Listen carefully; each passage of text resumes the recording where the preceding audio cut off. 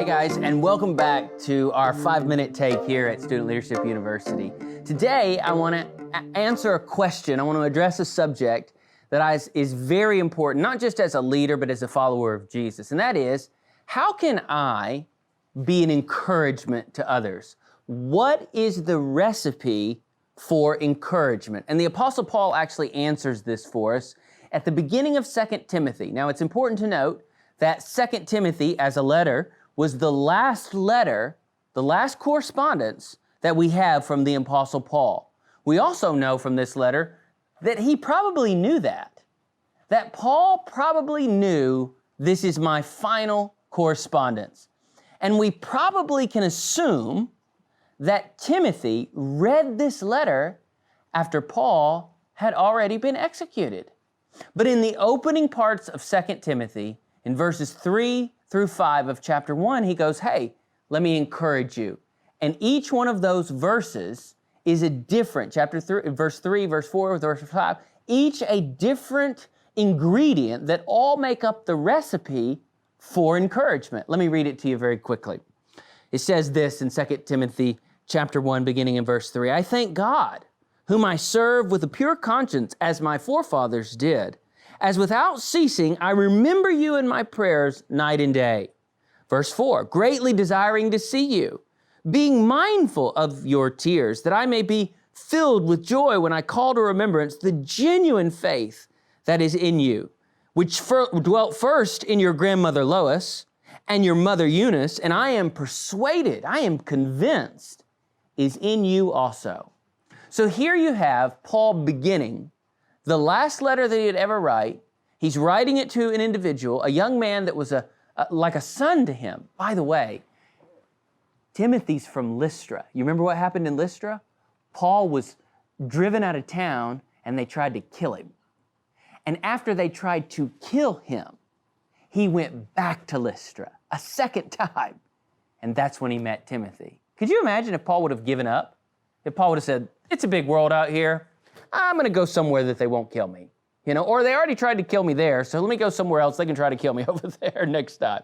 But no, he went back to a place where they had already tried to kill him. And when all of that was happening, there was a young man on the outskirts of the crowd named Timothy watching. And what he saw, what he observed, was a genuine faith in Paul and Barnabas. And so it's important to remember that context when we read these verses. And so there's three ingredients. I want you to get them down, and this is how you encourage somebody.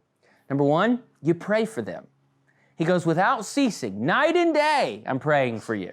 Now, I believe that Paul was smart enough, being one of the smartest individuals ever to live, was smart enough to know he was using hyperbole.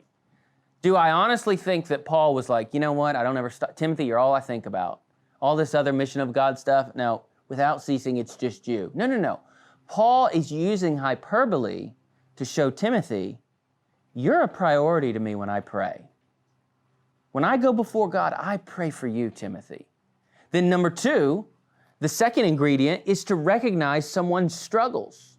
Recognize how someone is discouraged. It's hard to encourage someone if you can't first recognize how they're discouraged. And so he goes, I'm mindful of your tears. I know why you are hurting. I know what those tears stand for. I know what those tears represent. And then the third ingredient to this recipe for encouragement was to accentuate the positive and to compliment, or the biblical word is to edify, which means to build up. Paul actually complimented Timothy in the greatest way he could. He gave him literally the single greatest compliment any human being could give another. He said, I know and I am persuaded, in other words, I am convinced that the genuine faith that exists in your grandmother and in your mama exists in you also, Timothy. What is he doing?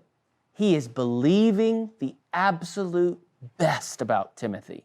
You could translate, this is the funnest little tidbit in this text to me. When he says genuine faith, you could translate that phrase, unhypocritical faith. What Paul is saying is, there is an unhypocritical faith that resides in you, Timothy. It's genuine, it's authentic. I am giving you the greatest compliment that I could possibly give you because I am believing the absolute best about you. You want to compliment someone? Make them a priority in your prayer life. You want to compliment someone?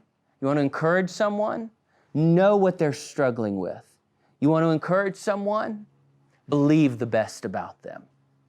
And I believe that we'll be better for it. More importantly, the people that we love and care about will be better for it as well. Thanks so much for tuning in.